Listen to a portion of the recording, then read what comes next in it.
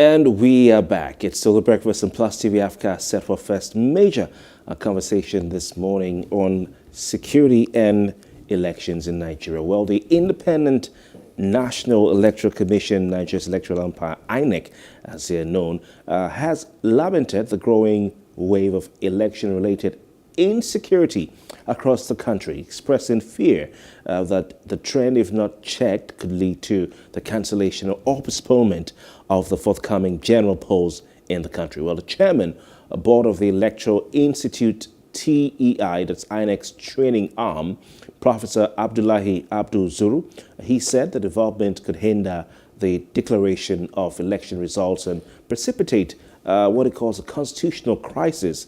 The electoral umpire therefore called for concerted efforts to stem the tide of violence in the country. Well, data earlier released by the Independent National Electoral Commission detailed about 50 attacks on its facilities across the 15 states in the country, namely Imo with 11 attacks, Osun with 7 attacks, Enugu with 5, Akwa Ibom with 5, Ebonyi with 4, Cross River State with 4, Abia State with 4, Anambra State with 2, Taraba State with 2, Kaduna with 1, Borno with 1, Bayelsa 1, Ondo, Lagos, and Ogun with 1 as well. And joining us to discuss insecurity and its effect on Nigeria's forthcoming election, we have 2 guests. Dr. Omoshola Deji, political scientist, joins us via Zoom from Singapore, a country I love so much. Dr. Deji, good morning to you. Thank you very much for your time. Good morning. Thank you for having me. All right, all right. And of course, Dickson Osajie is with us in the studio. Dickson is a global security analyst. Good morning to you, Mr. Osajie. Good morning. Thank you for having me. From Nigeria, I love so much. Yes, indeed. No, we're here. All right. Gentlemen, I think I'll start with gentleman from Singapore. What are your thoughts on this warning, this fear expressed by an official of INEC? And of course, as the media has taken in that INEC has spoken, we're not unaware of the attacks on INEC facilities in different states, both at the state level and the local government level. Do you agree that if the security situation is not unchecked, we might see an effect on this year's election? Yeah, most certainly. The insecurity situation, if not checked, can have great impact on the 2023 general election because people need to be at peace for election to hold. So the statement by INEC, it's either what we should expect, what they are planning to do based on the recurring pattern over the years, or what is happening and they are trying to prevent. So I see it from 2 perspectives. But in the days ahead, it will come to fruition whether it is what INEC is planning to do, because we have cancellation of the vote on the eve of election in 2011, 2015, and 2019, 3 successive times. So it may be like a launch pad for what we should expect in next month in terms of postponement. And it may also be that INEC is informing us about the true situation of things and they trying to navigate themselves successfully around it. Either way, peace is essential. In an atmosphere of violence, in an atmosphere of conflict and rigor, definitely there cannot be a peaceful conduct of election. It will lead to voter apathy. It will lead to manipulation of the system itself, and both the electoral empire and the electorate themselves will be vulnerable. So I think that INEC is on point to have notified Nigerians, but I believe they should be informing Nigerians just for the sake of awareness, and they should be working with the security agencies to prevent a situation whereby we would have another postponement of the election. If you look at under the current INEC chairman in 2019, there was a postponement of the election, and I believe now he should make effort, having had 4 years to prepare, to write his name in gold this time to make sure that there's no postponement of election, even though we can say that INEC fulfillment of their duty is relative, in the sense that if INEC is ready, if the security agency says they are not ready, there's no much that INEC can do. But certainly, based on the fragile security system of Nigeria at this point in time, if there is no guarantee for security, definitely it will mar the conduct of the election. All right. Dickson Osajie, what are your thoughts on this? He went down memory lane, and we know that in 2015, the then Goodluck Jonathan administration delayed elections for some time because of a Boko Haram insurgency in northwest at the time, northeast at the time. As it stands, you think that the attacks, INEC has shared data saying 50 of its facilities have been attacked. Do we have a situation that warrants such a fear, in your opinion? Well, in my opinion, I think INEC should be held accountable because I don't expect an agency that had 4 years to plan coming up with excuses. We're talking about critical infrastructure here. And when we talk about critical infrastructure, I think INEC owe Nigerian duty of care to protect their own facility. That's why they're independent National Electoral Commission, independent in the sense that they carry out their own activities themselves. They shouldn't expect any agency to interfere. From looking at their own properties around the corner, around this country, what I expected for INEC to do is to carry out an assessment of their property across the country, because from 2019 to now, it's 4 years. If you have 4 years to plan, that tells you that, for example, if you're going to a bank now, let me take, for example, a bank in Nigeria here, where you have the nairas, the dollars, and whatever the case may be, you can't break in easily to rob the bank. So INEC should start looking at voters' card as a banking system. They should start looking at all their equipment as a banking system. They need to start integrating security design in their facility, because if they come on air and start saying that their facility are being attacked or whatever the case may be, I will ask them a question: what are the security design you integrated during the construction of those facilities? Do you just pick up materials and take it to a local government and just dump it there, where criminal will just come, break in swiftly, cut those equipment away, and you're coming to tell Nigerians that those item has been cut away or has been attacked? It's not acceptable in any given clime, because as an agency, you know very well that this voters' material, this voters' card or equipment are critical to the development of the Nigerian state. They are critical to the success of the Nigerian democratic system. So it's not something you just take to some given environment, just dump it there in a primary school, in a secondary school, or in a local government. Because I went to a Ikeja local government some time passed, and somewhere you can just break in and get into those facilities. We're talking about items that are, critical to the survival of the Nigerian state. So for me, I don't think INEC have any excuse to give Nigerians, because if you have 4 good years, someone who gained admission in 1999 will be 2019 will be graduating this year. That is 4 years in the university. So INEC have 4 years to plan.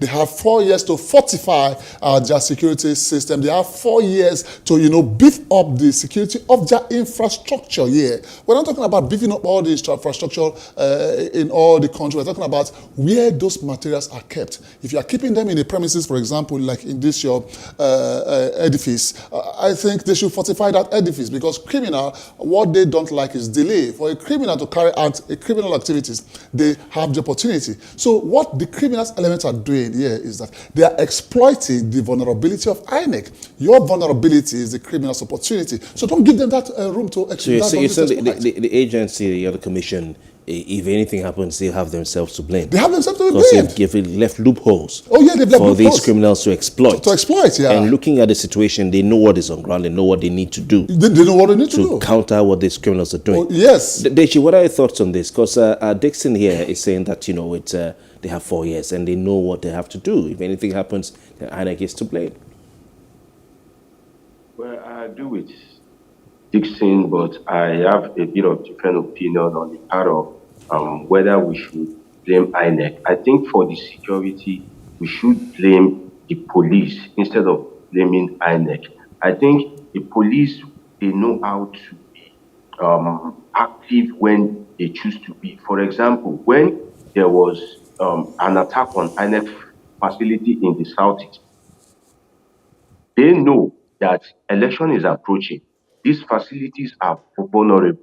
So I think that at that point in time, those INEC facilities would have been identified as hotspots, and the DSS, the military, police would have provided adequate security for those facilities.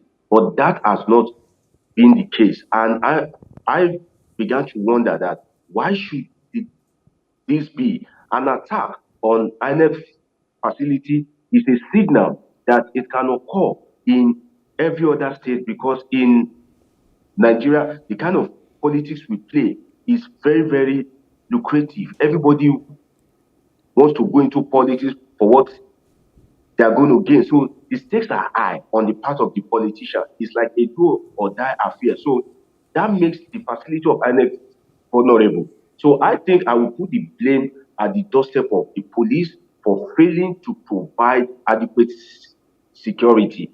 And that's one of the problems that INEC has been having over the years, because the police, if they don't cooperate with INEC, definitely there's no much that INEC can do, in the sense that, for example, now, INEC has made giant strides with the introduction of beavers, encouraging technology for the transparency of the election.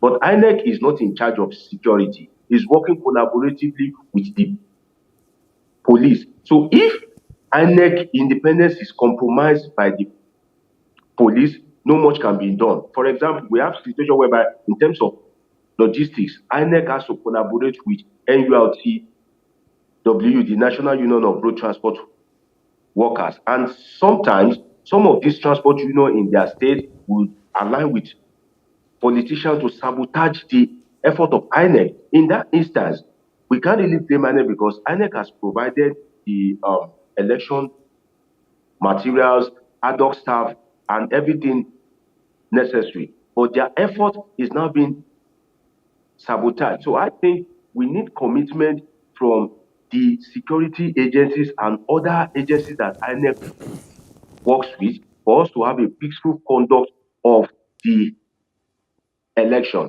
And that goes down to the table of the president and the inspector general of police. The president has said it repeatedly that he has given orders for the police to do their job. So I don't see any situation. If there's any secession rally, the police and military are always active. Right. So when there is now attack on INEC facilities, is it that the police intelligence system did not foresee it? So Deji, you're saying the police is in a position to ensure that INEC facilities are protected, and of course that elections are run smoothly. Osajie, this is something that some have also said. The police they have the guns, they have the AK-47s, they know what to do. INEC is not a security. We're getting it wrong here. Doctor is trying to make a point, but I think we're getting it wrong here. You invited me into the studio this morning. If you don't invite me, I will not be here. Okay. It is the duty of the INEC to invite the Nigerian security agent to protect their facility. The security agent cannot intrude in the activities of INEC. Are you with me? So the reason why they cannot intrude is that if you don't invite them, they will not be there. Now, this is how it is. What should have been done is very simple. I listened to the INEC security director some weeks ago on a TV station, and he was trying to make some complaint. What that man should have done is to have, projected risk assessments in all the given facility here in Nigeria. Having carried out those risk assessments, ascertain the vulnerability analysis of those risk assessments, then send a report to the Nigerian police and the Nigerian military and tell them that XYZ facility, XYZ properties are prone and vulnerable to attack. We will need to project like 100 or 200 policemen in those facilities. In the last election in Osun State also, the Nigerian police projected 30,000 security agents, to prevent breakdown of law. of law order in that facility. So what INEC should have done is that in each of those facilities where we have those critical infrastructure, they should have carried out an assessment, carry out crime mapping. Crime mapping in the sense that when you go to look at maybe, for example, Abia State, for example, and you see that maybe the threat assessment in Abia State is on the high rise. You inform the Nigerian police that, hey, this is the report from our security department. The threat assessment in Abia State is very high. In XYZ location, we will need like 50 policemen to mount that. Put it in writing, send it to the IGP, and request for those men, and they will those men will be deployed to such facility. So the Nigerian police is not to be blamed. The Nigerian military is not to be blamed. It is the duty of the INEC to carry out an assessment of that. It's the INEC's business. The money the federal government released was not released to the Nigerian police. The money the federal government released was not released to the Nigerian military. It was released to INEC. So INEC owes Nigerian duty of care to carry out an assessment of all the crime-prone environment and inform the Nigerian police. For example, now, if I'm perceiving a threat in my environment, the police are not everywhere to see. Myself, I will inform the police, say, hey, I'm suspecting, I'm seeing some suspicious movement within my facility. Please, I will need the attention of the Nigerian police. So if you don't call up the police to project security men in those crime-prone environments or where those facilities are deployed, then INEC will continue to suffer attack. If you have 200 policemen, we have 724 local government, for example, and those items has been deployed in most of those local governments. What the INEC needs to do is to project those policemen in those facilities. But what I have found out the problem is that there is no effective risk assessment and vulnerability analysis of their property. If they had carried out such activities between 2021 and 2022, carry out this crime mapping, they'll be able to identify the possible location that will be prone to attack.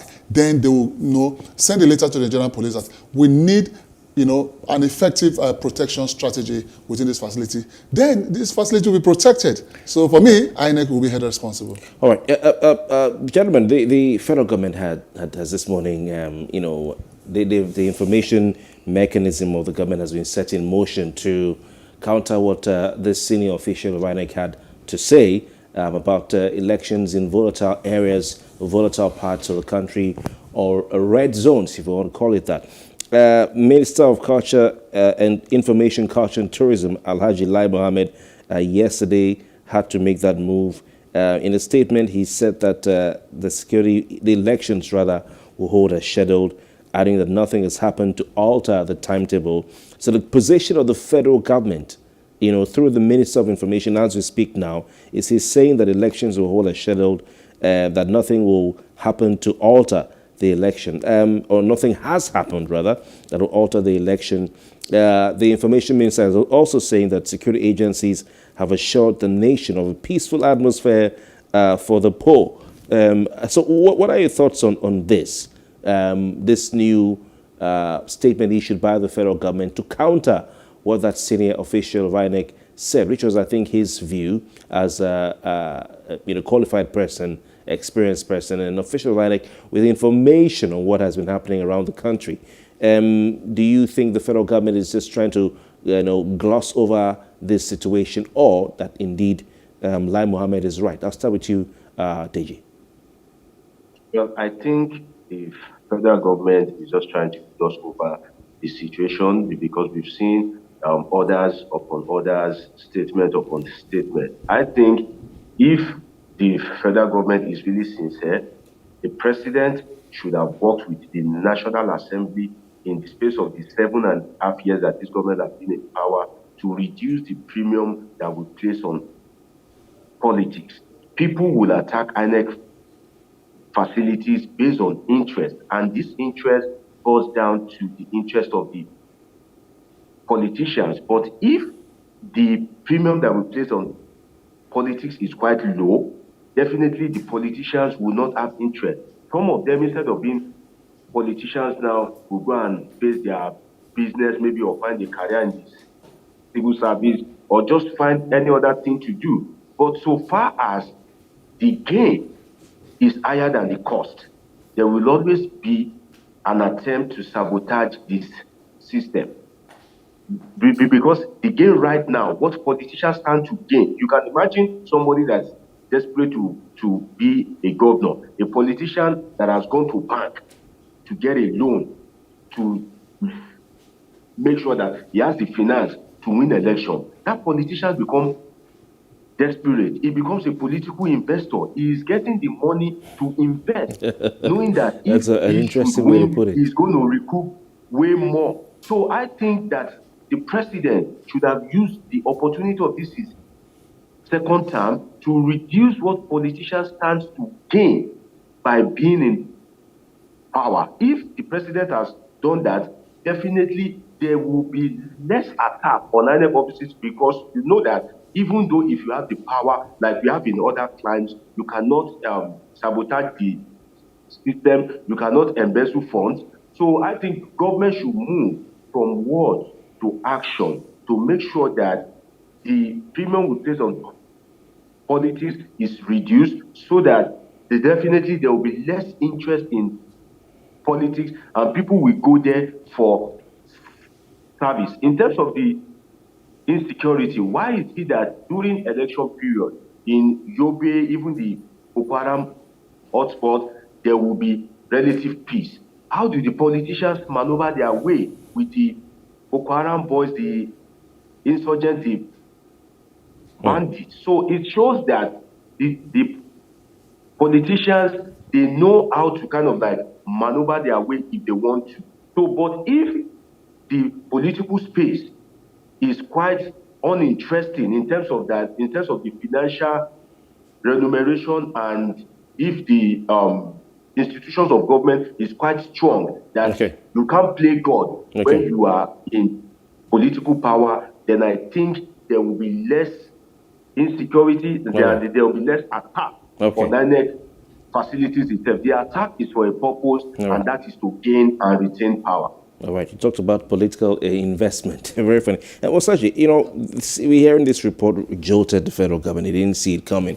And Lai Mohammed, like you heard me say, has moved to allay the fears, to say election will hold. There's no plan to scuttle, to cancel or postpone the election. Do you agree with Lai Mohammed? Is he a prophet to know what will happen ahead? Do you agree that the situation we've seen across the states with these 50 attacks does not mean elections will not hold? They definitely will hold, as Mohammed is saying. Well, it's a forecast from Lai Mohammed, and he has right to his own views. For me, I think the election is going to hold. But there's possibility of postponements, because we've had that severally. 2015, it was postponed. 2019, it was postponed at 12, if I'm not mistaken. And this time around, I also think it might be postponed. You know, like Dr. Deji made some very fantastic points when he was talking about political investment. You know, one of the problems we are suffering here in Nigeria, political brutality, because most of these criminal elements, for me, I think they were being enlisted from political talks. You know, sometimes when you make use of these talks, and after the election you abandon them, those equipment they use in carry out their talk activities, to use it to, you know, attack the society, use it to attack the state. So if the election is postponed or if it's not postponed, the major thing is that 2023 election will definitely hold, because I don't think we're going to hold it in 2024. It's definitely going to hold in 2023, because the president or the international community and this great nation, duty of care owes this nation the accountability to run this election, because it was handed over, gained this power from President Goodluck Jonathan, and he needs to also leave a mark, credibility mark, so that we'll remember him for holding a free, credible election. Indeed, he had said last year that the will of the people must prevail in the general election, and that is what exactly the government will do. He had given a marching order to security agencies, and I think on December 2 last year, the National Security Advisor, Babagana Mungono, had said that since the president said this, we're sounding a warning to the political actors, politicians, that won't tolerate anything. We are good at sounding warning. It's been long. But is it just about the politicians? You know, I mean, even the politicians are themselves a threat, endangered species as far as bandits are concerned, as far as terrorists are concerned, as far as unknown gunmen are concerned. The politicians themselves are hiding from these unknown gunmen. Yeah, they created the problem themselves, because You know, sometimes we fail to think about the Nigerian state. If we have people who think about the Nigerian state, you understand that election is a win or lose. It's a game of two faces. There's no draw in election. You either win or you lose. And if it's a game of two faces, I'm not talking about two Baba or two-faced musician here. If it's a game of two faces, every politician needs to understand that they live to fight another day. But most times, our politicians, what they do, they see this election as a do-or-die affair. They see it as, man, I need to recover my losses. I need to gain my losses. We've seen a lot of people throwing money around, throwing banters around, gaslighting So everywhere. you're saying that they have the power, the politicians, to also make sure there is no violence. Oh yeah, they need to talk to their followers and talk to their people to ensure All there's right. no We'll violence. see what happens, because I mean, in a separatist group, IPOB had said, Okay. you know, in the southeast there will be no elections before now. Okay. We don't know if the game has changed a bit because of the emergence of Peter Obi, but the non-government phenomenon is still there. Okay. We have you know, terrorists and bandits both in the north, in the south, the east, and west. Let's see what happens. Gentlemen, I want to thank you very much. Joining us via Zoom from Singapore, we've had Dr. Moshola Deji, a political scientist, and I don't know if you're joining us from Clarke or Sentosa or any of those parts of Singapore. Dickson Osajie has been here with me in the studio From Nigeria. which we so much know, from Victoria Island, Lagos. He's a global security analyst. Thank you, gentlemen, Thank very you much for for your having time. me. Thank you. Right. We'll be back with more discussions right here on The Breakfast and Plus TV Africa. Please stay with us.